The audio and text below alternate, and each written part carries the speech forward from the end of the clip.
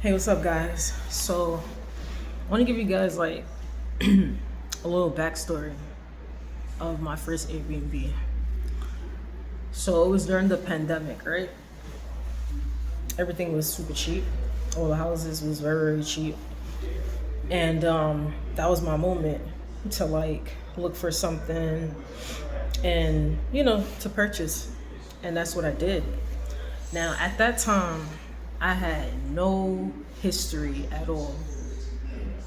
How to get a house, how to buy it, the do's and don't, no background at all. So I did a lot of research, and the little bit of knowledge that I gained, I had that, and I was looking help with family members because I had a lot of family members. They all have houses, so I just automatically knew that they would help. Boy, was I wrong. Was I wrong? I bought this condos, 2 bedrooms, 2 bathroom. It was a fixer upper. I got it. It was dirt cheap, super super cheap, dumb cheap. But again, as a fixer upper, so I had to put in a lot of work. But I had the financing, for that because that's what I could afford. That's the only thing I could have afforded. So when I bought the house, I had my family go. We all drove down there, whatever. Now, mind you, these are grown men. I'm talking like grown men. These are my family members. Okay, my uncles, to be exact. My freaking blood uncles. Talking about this is a dump. Why would you buy this? This is a dump. Look at this. Look at all this work you gotta put into it. This is a dump.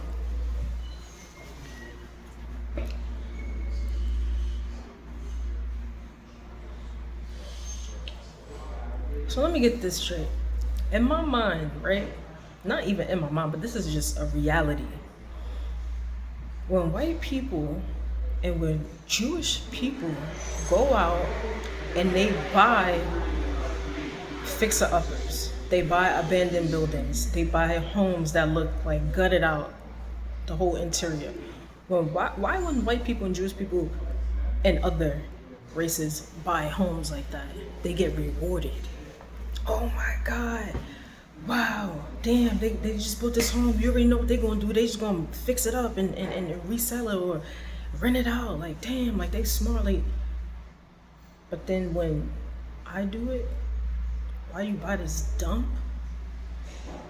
Why do you? That's what I was hit with. I didn't have an encouragement from the people in my family that have homes. No encouragement whatsoever.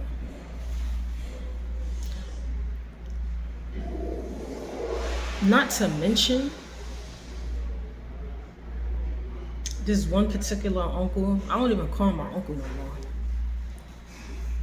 Hold on. Damn near a whole year, he's still saying my house is a dump. I'm gonna post a video. I'm gonna show you the befores and the after picture. What it looked like before I bought it. No, what it looked like.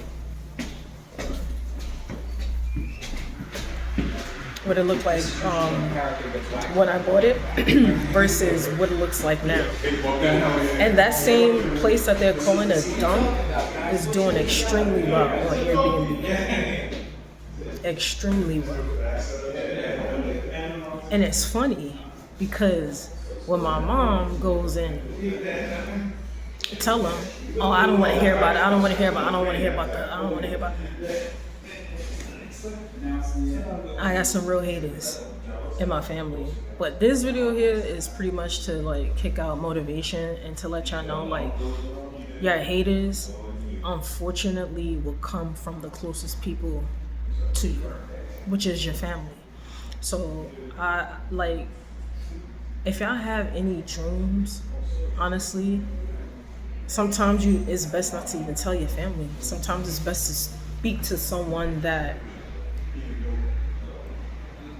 understand struggle, understand failure, understand business, understand building, that you could get real solid advice from. Because a lot of time family members, they hate to see you succeed. Speaking of my angel, my mom's calling me. Hold on, I'm gonna call her right back. But yeah, like they hate to see you succeed. And then when you succeed, it's so funny because now that particular uncle all of a sudden wants to do Airbnb now. But yeah, when I got my first Airbnb, I bought it all online. When I went to visit it, I already had purchased it. It was during COVID. I bought it online. I had the realtor, she did a video walkthrough, had the inspector come in. He inspected the house. He told me everything that needs to be worked on. And like I said, I had the capital for that because the house was already dirt cheap. So that's what I did. Purchase it, send a wire transfer, got all of the paperwork into my name, make sure the title was clear and all of that. And I'll say like 2 weeks later, I went out to see the place.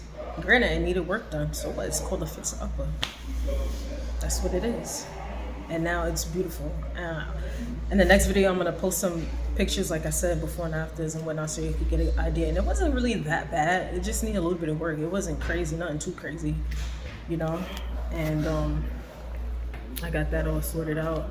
But yeah, man, like this video is just strictly for motivation. Like, if you guys want to pursue something, I got you. If you guys want to pursue something, you have to be self-driven, self-motivated,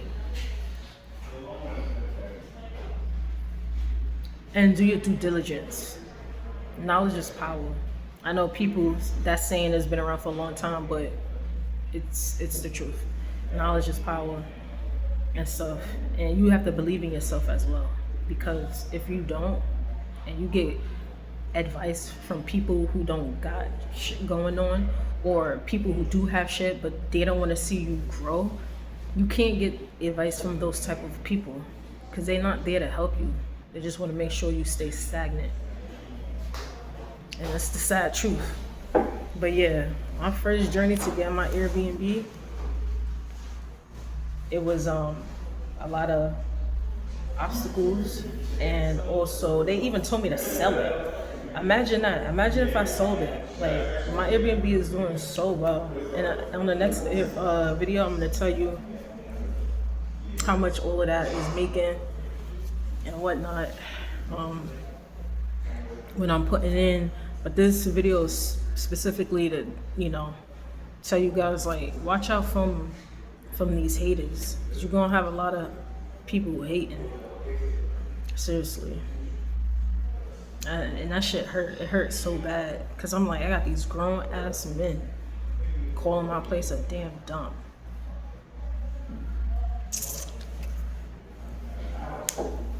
I fixed it up.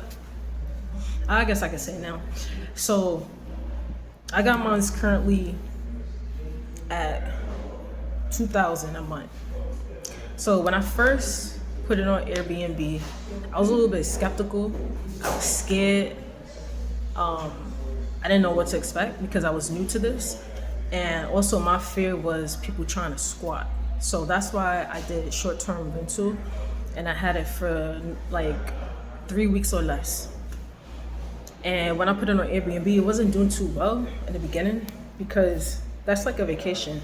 3 weeks or less, people is legit booking vacations.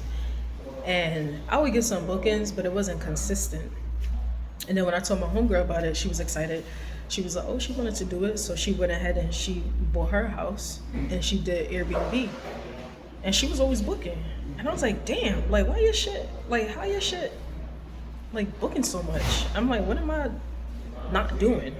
So she told me, she was like, put it on for long-term stays, more than 30 days. because she said a lot of people in this world is like looking for homes and whatnot, and it makes sense because when you looking for an apartment, you have to make what, like 40 times the rent. You gotta pay 2 ways. You gotta pay electricity and yada yada. But with Airbnbs, there's no credit check. There's none of that. No background check. All you have to do is have the money. You don't pay no light bills. You don't have no utilities to pay. It's like a win-win. So I thought about it and I was like, all right, I'm gonna try it. I tried it out, and ever since then I've been booking. My Airbnb has been booked. And me, I'm not money hungry, so I put it to a reasonable price. $2,000 per month. If 2 people stay, that's easy. $1,000 per person, whatever for taxes and fees. But it's still not a lot, so that's affordable. And that's how I have my Airbnb set up. And with my project that I'm working on now, I want to get buy some land. I'm going to put tiny homes on it. So I'm going to get a nice plot of land, put a few tiny homes on that, 2,000 each. So I already got one that's 2,000. My minimum, the land I'm looking for now, minimum, I want to fit at least 2 tiny homes. Okay, so remember, we're doing this all cash. So if I can fit at least 2, that's 2, 4, 6. 6K a month of Airbnbs from all 3. Not to mention the work that I already do on set and stuff like that. So that income would be a lot more too. So, but yeah, that's pretty much my plan now. And I just want to continue to just build like that. And that's how I'm like working on my empire and whatnot. Every time I think about that shit, it makes me smile, man. So yeah, I'm just gonna be documenting this journey and let you guys know, if you have dreams, if you want to do it, fuck them haters. You gotta go out there, you gotta do it. Fuck them haters, man. That ass. Alright, man.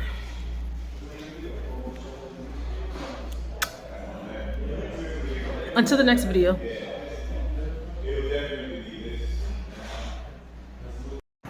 Hey y'all, I have forgot to add in this clip. I was so focused on the negative people, but I wanted to also mention the positive people that were in my life that helped me out with my Airbnb. So my mom, the number one. She's been my biggest fan. She always believed in me. She definitely helped me out with my Airbnb. My best friend, JP. And a shout out to my cousin, Simona. She was there as well, helping me out. And then unfortunately, because I couldn't rely or have the help from the men in my family, I had to actually go pay plumbers, construction workers, maintenance people. I had to pay for that. So shout out to them as well. And that's another thing too. When you want to pursue something, or if you have like a project or something, don't assume just because you have family they're gonna be there. Always have a savings or save up some form of money so that way you can get certain things fixed that you need to, get fixed, or to be able to fund yourself or whatever. But yeah, and also the reason why I'm doing this Airbnb is because I want to have financial freedom. I'm not a 9-to-5 type of girl. I'm not. Every single job I ever had, I always got fired from. Every last one of them. I don't do well with rude people, condescending people, people that abuse their power and authority and position. And also the whole idea of having a cap to how much money you can make just depends on based off like your work schedule. Sky's the limit. Why do my paycheck have to be capped? And it's crazy because when I was young, I used to sit home, watch TV, and I would watch all these actors and actresses and artists be on TV and they be making millions of dollars. I'm like, as a young girl in 6th grade, saying to myself and thinking like, why they not working? Why they don't have to have a 9 to 5? And they get to be on TV doing all of this fun stuff. And then that's when it hit me as a young girl. I was like, they don't need to work because they're making so much money to pay for rent and things like that that they don't have to work. And so I said that to myself. I need to find ways to make money so I could not have a 9 to 5. And by all means, I'm not knocking people that have a 9 to 5. My message is, if you do have a 9 to 5, try not to make it your life. Try not to make that 9 to 5 your life. Try to find ways. Like, you could have the 9 to 5. It's actually a good starting point. Use that money, save it, and build a business. You know, build something with that money. Don't just try to build on it and get a 401k plan and all of that, and then by the time you like 67 or something, now you could retire and damn near you at the ending of your life. Like, what you got left? Another 20 years? Come on. So I just want to build an empire. I'm setting myself up now while I'm still young until I get to old age where I'm just sitting back and collecting money. I had my last 9 to 5. I was 26 years old. I promise you, I'm never going back. Never.